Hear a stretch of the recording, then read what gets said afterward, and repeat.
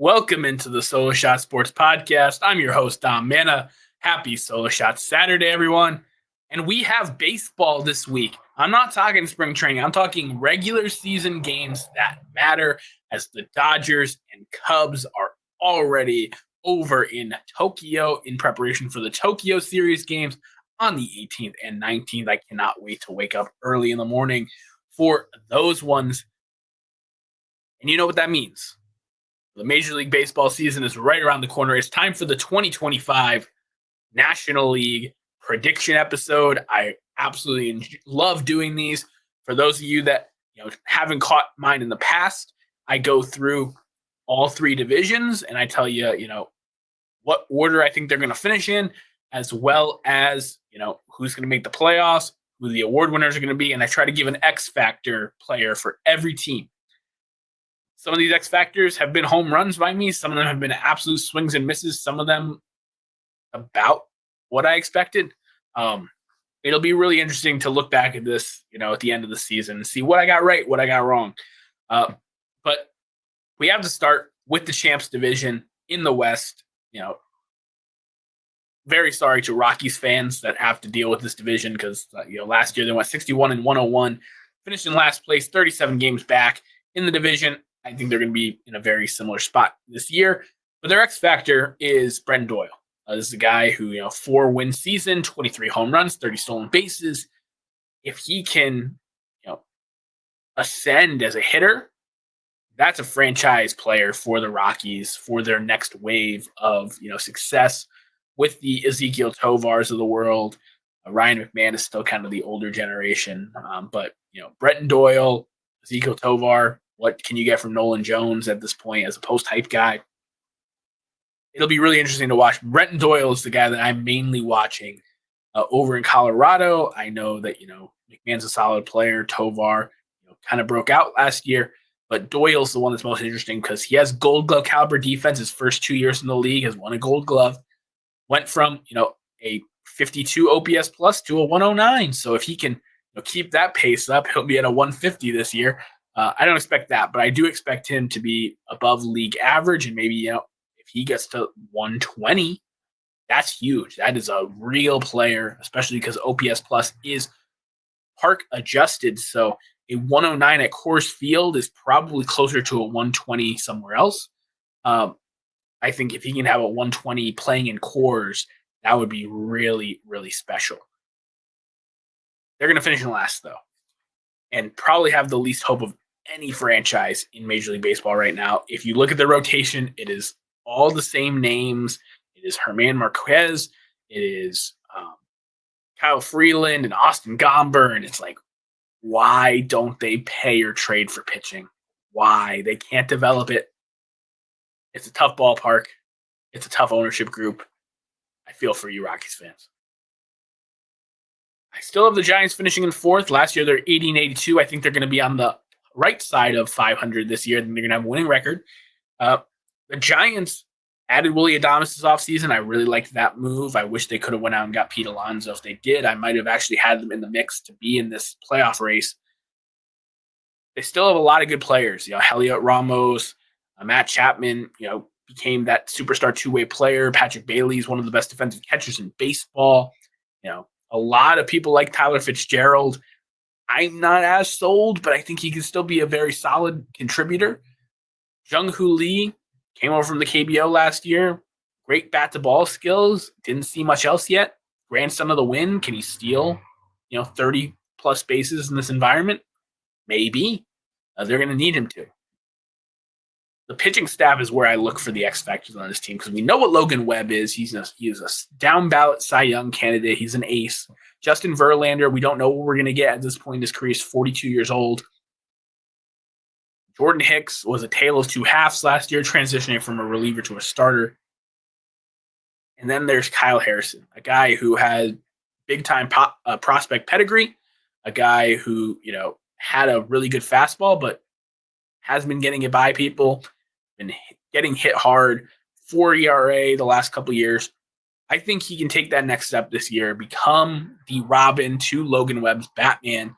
He's added a new pitch to his arsenal this spring, and I'm excited to see what he does this summer with it. I think that park is built for pitchers, and they've been waiting for Kyle Harrison to be, the prince that was promised. And I think 2025 is the beginning of that. He had, better strikeout numbers last year than he did in his rookie season, and I expect that trend to continue. I'm not expecting him to be, a 200 plus K guy, but someone who could strike out 150 to 180 batters, and pitch some quality innings in the mid threes instead of the mid fours. I think that's a huge, huge upgrade, and what gets a team that just finished below 500 above 500. In the scheme of switching things over, while I don't think this will, mean the third place team misses the playoffs like it did last year, uh, I do think the Padres are going to be third place in the division this year. I know they were 93 and 69 last year. I know they were a very good baseball team, 5 games back from the Dodgers, and then gave the Dodgers hell in the postseason. They did nothing this offseason. And I know they spent money on Nick Pivetta. Because of Joe Musgrove's injury, Nick Pivetta is more so a replacement than he is an addition. I don't like the right side of their infield. This team has 4 shortstops, and only one of them can play shortstop at a time. But they have stars. And those stars, that swagger, I think is going to overcome the lack of ownership this offseason. I think, Manny Machado, Fernando Tatis Jr., Xander Bogaerts, Jackson Merrill, that's as good of a core as you can have in a lineup. I think that, Luis Campuzano and other guys can contribute as well. Luis Ariz, batting title last year. Jake Cronenworth still, being a decent hitter for them. This Padres team, though, the problem is depth. Outside of the bullpen, they don't have depth. If a pitcher goes down in their rotation right now, they don't have someone to really step up. Dylan Cease and Michael King were in trade rumors, I think, for that very reason. They're holding on to them to start the year. I think this Padres team still can be really good. 88 to 92 wins. But I do think the 2 teams ahead of them are just that much better. The X factor for me for the Padres this year, it's got to be Xander Bogaerts. This is a guy who, while he was in Boston, I understand we're talking a tale of 2 parks. While he was in Boston, he was one of the most underrated hitters in all of baseball. This was a guy who, anchored 2 World Series championships for my Boston Red Sox and was a fantastic, fantastic hitter. When you look at his move to San Diego, his first year, 117 OPS plus, he was pretty good. In a ballpark like that, hitting 19 home runs when he's usually around, he's usually in the low 20s, that's good. But last year, 111 games, 13 stolen bases, 11 home runs. So could he be a 2020 guy? Could he bat for a higher average than 264 when he's a career 289 hitter? I think so. And could he get that OPS plus from a 92 back to the 110 to 120 range that he used to live in? I think so. And if he's able to do that, with a better WAR, he had 1.2 WAR last season. If he can be a 4-win player again, that'll be a huge win for the Padres. That contract is looking worse and worse by the day. I don't blame him for signing it. The Padres were throwing around stupid money to everyone. No one was willing to take it. Xander Bogaerts finally took it, and then they stopped spending. But the 2 teams ahead of the Padres, and I still think the Padres make the playoffs. They're just not going to, be a team that wins this division. The Arizona Diamondbacks had a fantastic offseason. Being the, dark horse team and landing Corbin Burns was fantastic. I know that I'm not giving them a ton of credit for landing him because he wanted to live in Arizona. That's where he has a house, and his kids and family are rooted there. So that's great for him. But adding him to a rotation with, Zach Gallen, a perennial ace, with Merrill Kelly, who's been, solid as a rock the last couple seasons. And then, the back 3 of the rotation, Eduardo Rodriguez, Jordan Montgomery, guys that have track records of being quality inning eaters. with ace-type days. And then Brandon Pfaadt, who, if you look under the hood, has the ability to be, the third best pitcher in this rotation. So the Diamondbacks have an embarrassment of riches there. They lost Christian Walker. They lost Jock Peterson this offseason. But Josh Naylor coming in to replace them, I really like that. I think Corbin Carroll is going to have a bounce back in a huge way. He's coming into the year healthy. He looks to have his power back. And everyone was talking about last year being a huge disappointment because of how good 2023 was. He still scored 121 runs, hit 23 home runs, and stole 30 bases. 3.4 award player. Can he get the batting average up? Can he hit more home runs? Can he play better defense with a good shoulder? Absolutely. But Corbin Carroll is a true superstar in this game, and I'm not going to let one half of baseball steer me away from it. So he's the X factor to me because they were the number one offense in baseball last year and won 89 games and missed the playoffs last year, despite Corbin Carroll being a shell of himself for half a season. You get back to, down ballot MVP candidate Corbin Carroll, and the Diamondbacks are a World Series candidate again, especially with that improved rotation. I'm all in on the Arizona Diamondbacks in 2025. Then the Los Angeles Dodgers, the World Series champions, an embarrassment of riches. Blake Snell, Tanner Scott, Kirby Yates, Michael Conforto. Yes, these are all guys that were added to the Dodgers this offseason. Tyler Glasnow's coming back healthy. Clayton Kershaw and Tony Gonsolin are on the mend. Dustin May is opening the year in the rotation for them as their number 5 starter. It's an embarrassment of riches. They have MVPs in the lineup and all-stars all around, former all-stars, everyday players, etc. They have 3 guys who are essentially the same guy but different, in Tommy Edman, Kike Hernandez, and Chris Taylor. I absolutely love that.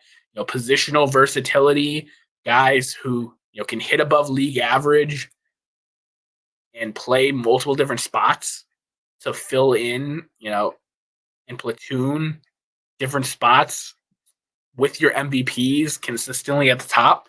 It's just such a recipe for success. And, all you can do is applaud what the Dodgers have done. I know a lot of people like to hate super teams. A lot of people like to hate on greatness. Appreciate it while you can watch it. And, there's a lot of people that can be the X factor for this Dodgers team. Shohei Ohtani, the pitcher, even who's not going to be available to start the year. But to me, last year there was Dodger magic with Teoscar Hernandez, a guy who I predicted to not only be the X factor for the Dodgers, but to also win the home run derby. And I was correct on both accounts last year. Michael Conforto is about to get that Dodger magic sprinkled on him. And if you just think in recent history, not just Teoscar Hernandez, Jason Hayward, David Peralta, there was some James Outman magic, and he's just completely buried now. The Dodgers just know how to get the most out of people, put them in the right matchups. They know how to use the numbers in their workouts to get something out of people. Michael Conforto in that San Francisco ballpark that suppresses home runs hit 20 home runs last year. I think he could hit 30 home runs again for the first time since his Mets days with the Dodgers, playing every day in a corner outfield spot. I really like Conforto this year. I think he's a huge value in fantasy drafts, just like Teoscar Hernandez was last year. And I'm just excited because Michael Conforto, when he was on the Mets, was a really, really fun player. And now he's going to be a forgotten man, a guy who's going to hit, 5th, 6th, 7th, 8th in this lineup some days. And he's a really, really good ball player, former All-Star. So that's my X factor for the Dodgers because you know what you're getting from Mookie Betts. You know what you're getting from Freddie Freeman. You know what you're getting from Shohei Ohtani and Will Smith, Max Muncy. But Michael Conforto, underlooked 1-year deal. They've gotten more out of less, and I'm expecting Michael Conforto's talent to shine through in Dodger blue. So in that division, I have the Dodgers, the Diamondbacks, and the Padres making the playoffs with the Dodgers winning the division. finishing in that order: Dodgers, Diamondbacks, Padres, Giants, and Rockies. I think the National League MVP is simple. Shohei Ohtani is going to pitch this year, and that's why I'm picking him to win the MVP. Um, it's pretty simple. He was able to win last year as a DH only, 9 WAR, 50-50. I don't think he needs to do all that. He can be, 30-40 or 40-30 and, pitch half a season of excellence, and that's MVP worthy. He is just unreal. We are so blessed to be alive in the era of Shohei Ohtani. He's the player we are most likely to tell our grandkids about.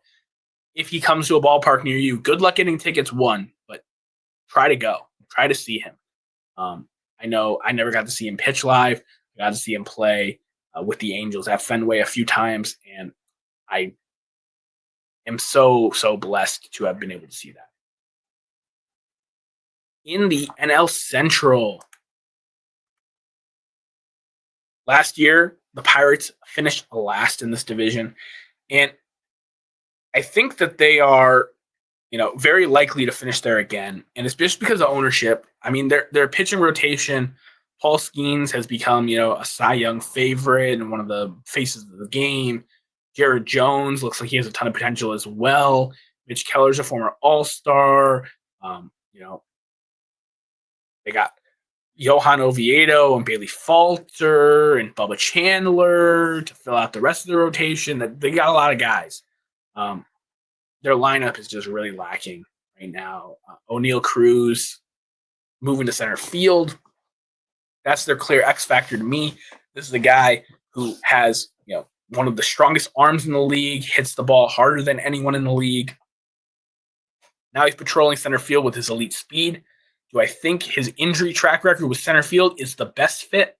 No. I would have liked to see him moved to a corner outfield like Fernando Tatis.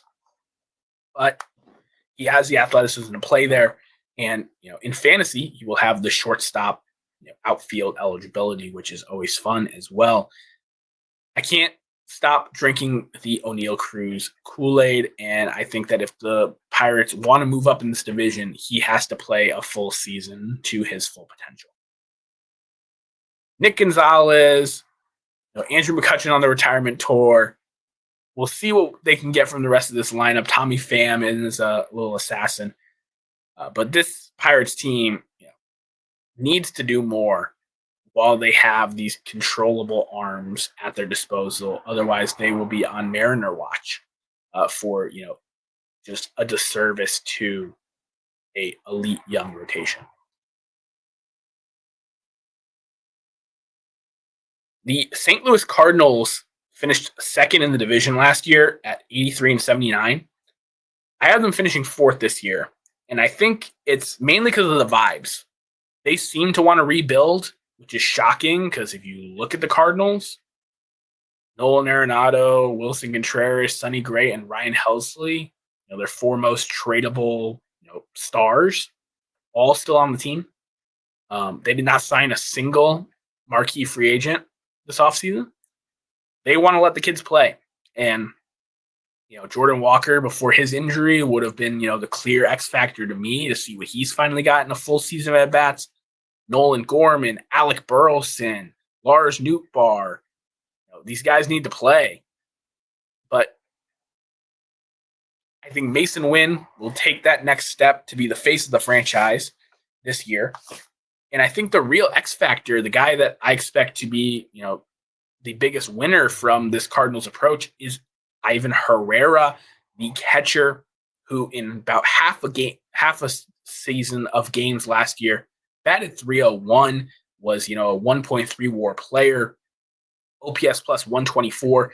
This is the kind of guy who, if you give him a full season of at bats, can be an all-star caliber catcher, can immediately become a top 5 to 10 catcher in the league with the suitable playing time. I think moving an all-star like Wilson Contreras off of the catcher spot for him speaks volumes, and I'm excited to see what Ivan Herrera has in store for the Cardinals this year, along with all those other guys that have not gotten a full opportunity of plate appearances. The Cincinnati Reds will be better than last year. 77 and 85. They finished in fourth place. Terry Francona, I've talked about it multiple times. The culture change will be real. This team will be more professional. It will be more competitive. I'm excited for Cincinnati Red baseball this year. Am I going to go on a limb like a lot of people are, picking them to win the division? I am not. They have a ton of talent. I don't like their rotation. Hunter Green seems like a big-time regression candidate. Brady Singer and Nick Martinez are good inning eaters. And then you have a bunch of guys like Nick Lodolo, who are just, injury-prone guys. That Andrew Abbott, some of the world, they're just guys. They can do the fine job. But I think in a hitter-friendly ballpark like that, you need to trot out a better rotation than what the Reds are currently doing. The thing I'm excited about is the lineup, because much like I talked about, getting people every day at bats, Jonathan India getting moved is huge. They definitely expect Matt McLain to come back strong and be a key hitter in this lineup. He's a guy who in 2023 kind of set the world on fire, was one of those guys who everybody was talking about and looked to be up to snuff, and the injury bug got him, which tends to happen. He was a 3.7 win player, 290 batting average, 16 home runs in just 89 games. Drove in 50 runs, 127 OPS plus. If he can do that kind of production for a full season at second base next to Ellie De La Cruz, that's huge. And, some vets like Jamer Candelario, this team can be really solid, can be a 500 ball club, if not a little bit better. And I think a big part of that will be, the culture change. It will be the opportunities opening up for the Noelvi Martes and the Matt McLeans of the world to get a full season of at-bats. And, this team, Will Benson, TJ Friedel, they have a ton of guys who have just kind of been there for a while. I think they're going to need to reshuffle once they see what they have this season, reshuffle a few of these pieces and take that next step in 2026. The Cubs have really tempted me to, pick them. Am I ready to get hurt again by the Cubs?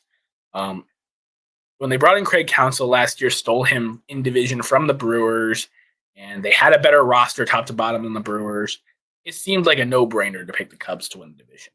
But what do the Brewers do? They go out, first-year manager, they win the damn division handedly, 10 games, and, they do Brewer things. The Cubs respond this offseason by trading for Kyle Tucker. And when that happened, I was very much in. I was like, oh my God, this is the move. I'm so excited. They needed a superstar. Kyle Tucker is just that. Immediately trades Cody Bellinger. And I understand PCA plays a better center field. You want to get him regular at bats. You have Ian Happ kind of locked into left field. Michael Busch and Matt Shaw, you're trying to get playing time at the corners. Where would Cody Bellinger play? Seiya Suzuki is going to be the DH. Not enough spots for Cody Bellinger. But you only get 1 year of Kyle Tucker. If they had extended Kyle Tucker already, I would not be complaining about this still. They have not. So why wouldn't you keep Cody Bellinger around for this year of Kyle Tucker? You could have had, Michael Busch and Matt Shaw platoon. Start Matt Shaw in the minors, start the year, and have Cody Bellinger be your opening day first baseman, Michael Busch play third. They could have done a lot of different things that weren't what they're currently doing. And, I like the Justin Turner signing. He gives quality at bats and is a great leader in the clubhouse. I like, their outfield depth. I love Dansby Swanson at shortstop. This Cubs team feels really, really good. I think they'll be better than last year, 83 wins. I think they can be, 85, 86, 87. Not good enough to make the playoffs, but improved and in the race into September, which they were out of it by the time September rolled around last year. Really, really like them, but I think that they're still missing a few pieces. The X factor to me is going to be Ryan Presley because the Cubs have had a revolving door at the closer position the last handful of seasons, and it's been a big part of the reason why they've lost the close games and they haven't had the division success that they like. Bringing in Ryan Presley, affordable deal. Does he still have it in the tank? I know he took a back seat to Josh Hader. I think he's still, a top end reliever in baseball. He will solidify that position. He will save 30 games and be really, really solid for the Cubs, and that'll help raise their bottom line. It's just did their lineup with Matt Shaw and Kyle Tucker added and Cody Bellinger subtracted, did it get better? I like the rotation. Imanaga is one of my guys. Justin Steele has been, very, very solid since his breakout. You got guys like Jameson Taillon and Matthew Boyd and plenty of depth there as well. But just not a team that I have enough confidence in to take over the Brewers because they won the division so handedly last year. And they're getting Brandon Woodruff back, which is scary. That rotation, with Jose Quintana added to it, with Brandon Woodruff back, with the guys from last year, Freddie Peralta, anchoring it. I really like the Brewers team. And I know they traded Devin Williams, but part of the reason why I was off of them last year was, they traded Josh Hader and Corbin Burns. And, they're just packing it in. The Brewers are a good team, man. And it's not just because of Jackson Chourio being an emerging star or Christian Yelich, still hitting at a very high level. William Contreras becoming the best catcher in baseball, not just offensively, but he's one of the best defensive catchers as well. Rhys Hoskins had a very solid season for them last year. Bryce Terang was a Platinum Glove Award winner, stole a bunch of bases as well. But there is a forgotten man out there in Milwaukee. And, some would argue that everyone in Milwaukee is forgotten about. But Garrett Mitchell, 26 years old, in a very small sample size, 69 games last year. He was a 2-WAR player, 8 home runs, 255 batting average. He stole 11 bases and had a 123 OPS plus. And in 2 of his 3 cups of coffee in the major leagues, he had, a 123, a 134. His one bad year was a 105 OPS plus. You get a full season out of Garrett Mitchell in this lineup with Chourio, with Yelich, with Contreras. You have a really, really good player, an all-star caliber guy in Garrett Mitchell. I'm very excited to see what he can do because the Brewers are going to be around 90 wins, regardless what they get from Mitchell. But if they're able to get a full season's worth, a 5-6 win player like Garrett Mitchell added to this team, that's going to be really, really scary for the rest of the league.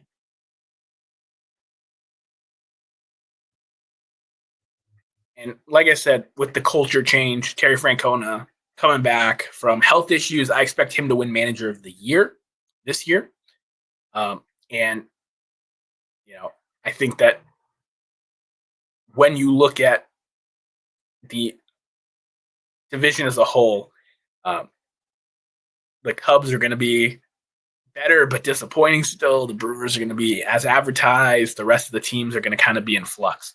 But it still should be competitive baseball, at least during the first half of the season, until the Cardinals start selling. The National League East, last but not least.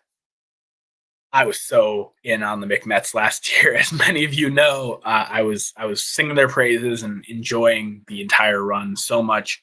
Jose Iglesias signed a minor league contract with the Padres, so the oh my god era is officially over. The bottom of the division is the Marlins. They're already talking about trading Sandy Alcantara. Yuri Perez won't be good until the middle of the summer. Ryan Weathers and Max Meyer are both, increasing velocity and adding new pitches. But the whole game here is, can you name 5 Marlins? Okay. Can you name 10? After 10, it gets pretty dicey. Um, to me, the X factor and the guy that I'm most excited to watch on this Marlins team this year is Connor Norby. He came over in the Trevor Rogers trade from last trade deadline from the Baltimore Orioles. He was kind of blocked as an infield prospect. Really, really solid prospect. Grades on him. He has a good hit tool. He is a plus defender. He's looking to be the opening day third baseman for the Marlins. And last season, in his cup of coffee with, the Marlins and the Baltimore Orioles, 45 games, 42 hits, 32 runs scored, 9 home runs, 20 RBIs, a 98 OPS plus, which, if you just take his Miami tenure, he had a 104 OPS plus. If you're telling me at third base for the Marlins, you can have a guy with, 25 home run power, that's like a 105 to 115 OPS plus, that's their all-star, man. That's 100% their all-star, especially if Sandy gets traded before the season starts. This Marlins team's sad, man, and I don't know when their next renaissance where they make the playoffs out of nowhere is going to be. I just know it's not going to be this year. Not with the state of the National League. The Washington Nationals are super exciting. I talked about them a lot at the end of last year, how I think, come 2026, they're going to really be contending for the wild card, for the playoffs, and possibly for a championship again. And it's because of this young nucleus that's coming up. CJ Abrams has been established outside of his casino incident. But James Wood and Dylan Cruz are the talk of the town. They're the two favorites to win National League Rookie of the Year.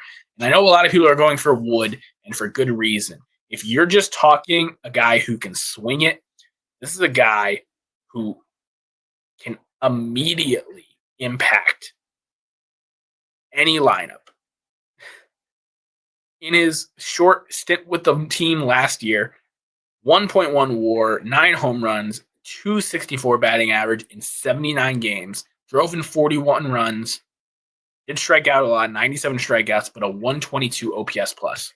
If you're telling me James Wood can be the guy that hits for a 120 OPS plus in the middle of this Nationals lineup, that added World Series champion Nathaniel Lowe, that had, a nice little break out of Jacob Young and Luis Garcia last year, this team will incrementally get better. They're still going to be fourth place, but they're going to be a closer fourth place than I think. And it's because of the New York Mets. I think the New York Mets are going to regress this year and miss the postseason. I hate to say it, but pitching matters. And although their lineup is so scary, 1 through 9, it's deep. Their rotation is starting to scare me. Sean Manaea starting the year on the IL. Frankie Montas is probably not going to pitch this year. Those were two of their, big signings this offseason.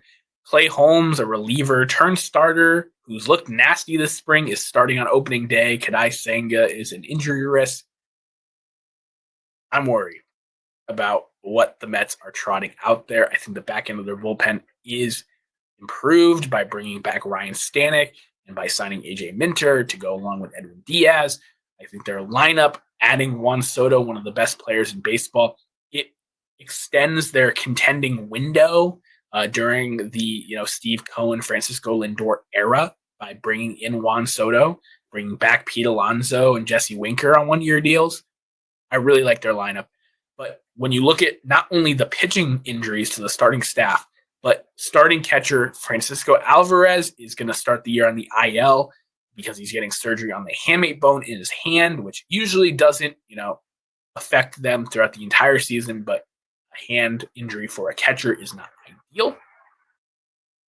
In a stretch last year when Francisco Alvarez was missing time, they went 28-34. They weren't great without him. And it's not just because he can swing it as a catcher, but he seems to be, for a younger guy, he seems to be a guy that can, keep the vibes good, can keep the pitchers, cool and on their game.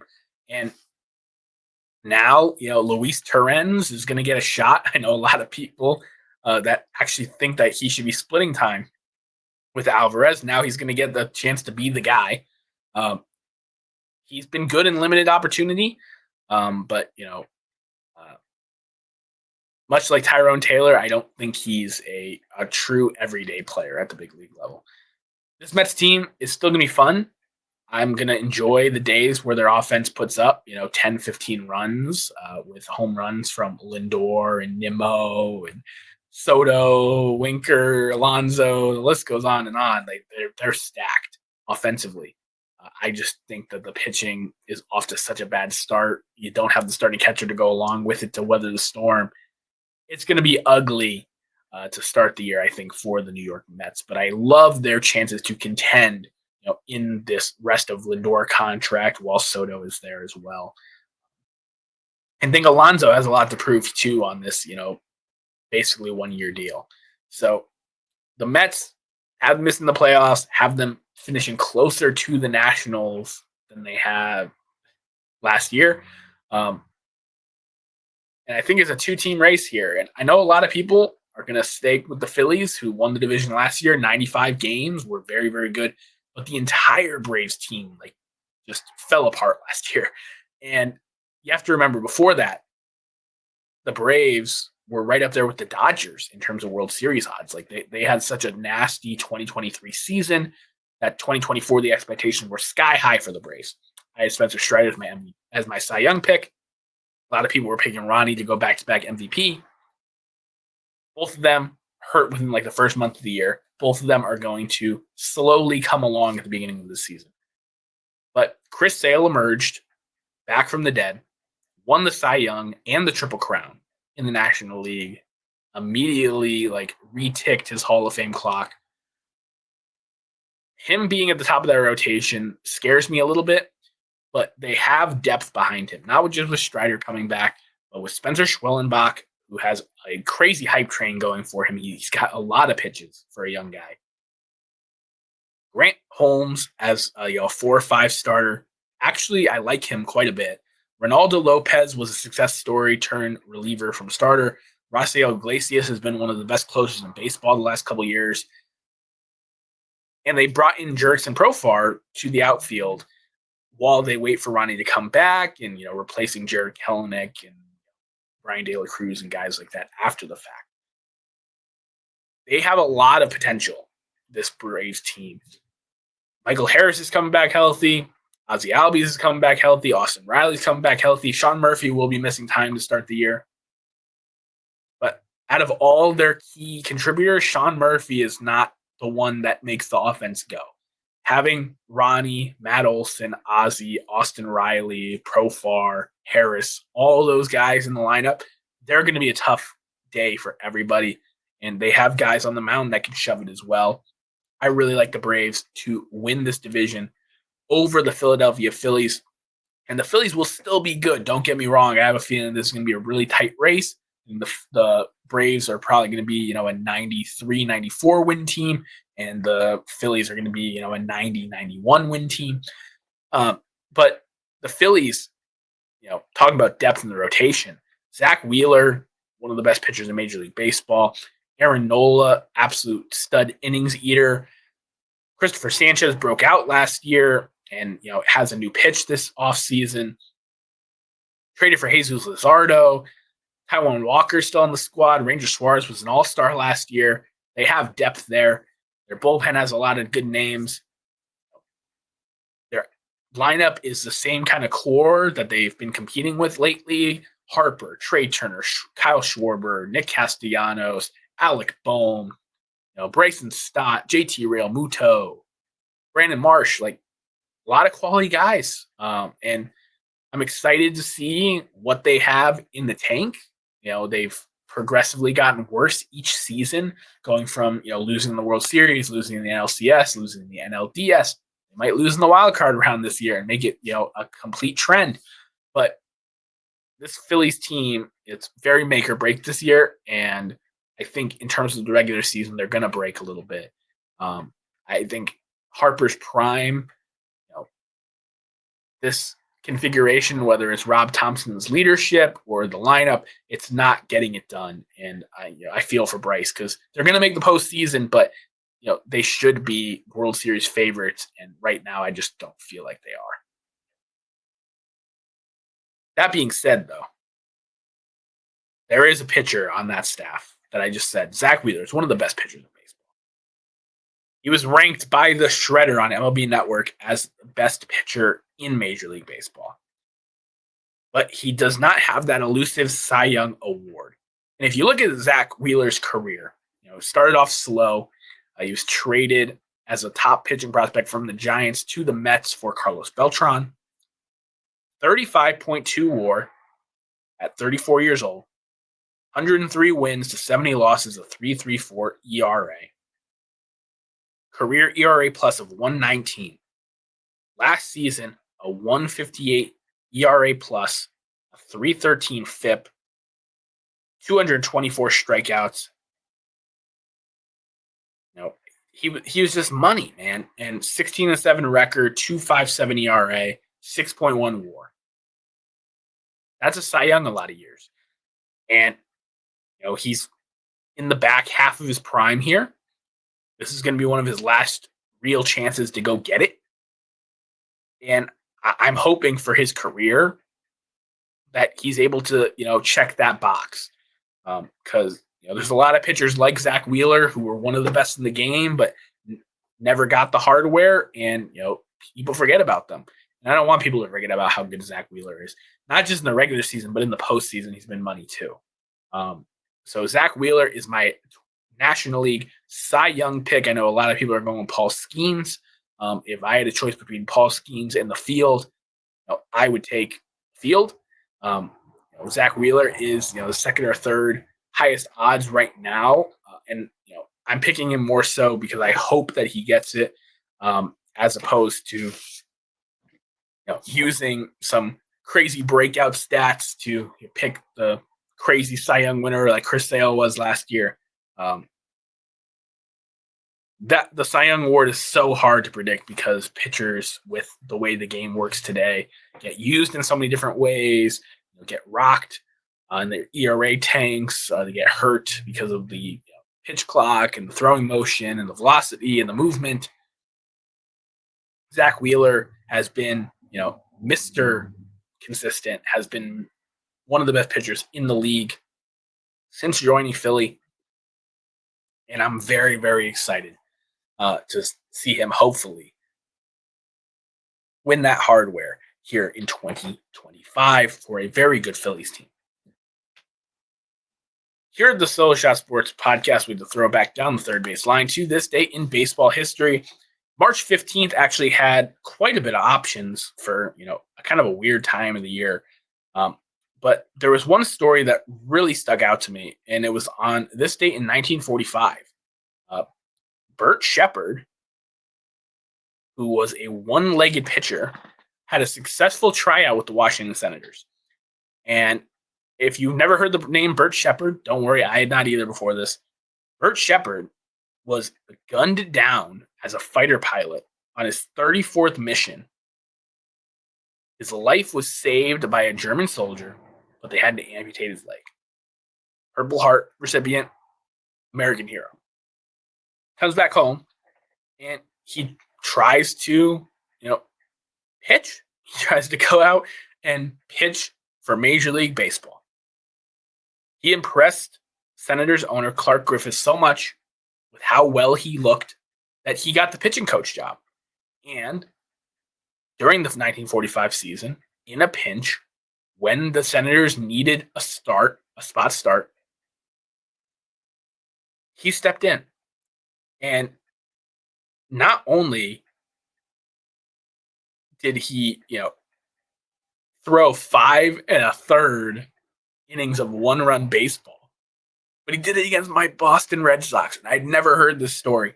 So shout out to Bert Shepard, a true American hero, a baseball legend, and a guy who, got his baseball break on this day in 1945, a one-legged pitcher. I know, Jim Abbott gets talked about a lot as a guy with one hand, but legs are pretty important to pitching. I know people don't talk about that enough, but being able to plant, uh, it's so important. And being able to throw in the major leagues, 1945. That's against um, Ted Williams if he wasn't currently serving. So like that's really crazy, and I'm very excited to read up more about Bert Shepard's baseball life as a pitching coach for the Nationals, because there's definitely some stories there.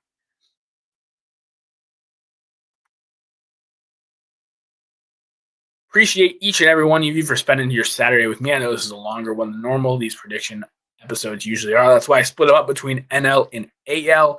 So I will be coming at you guys next week with some instant reaction to the Tokyo series and the 2025 AL prediction show.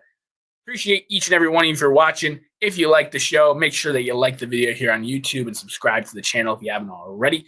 Leave me a review on Apple Podcasts or Spotify, wherever you may be listening, and share this podcast with a friend who loves the game of baseball as much as we do. I'll be here every Solo Shot Saturday with you throughout the 2025 Major League Baseball season.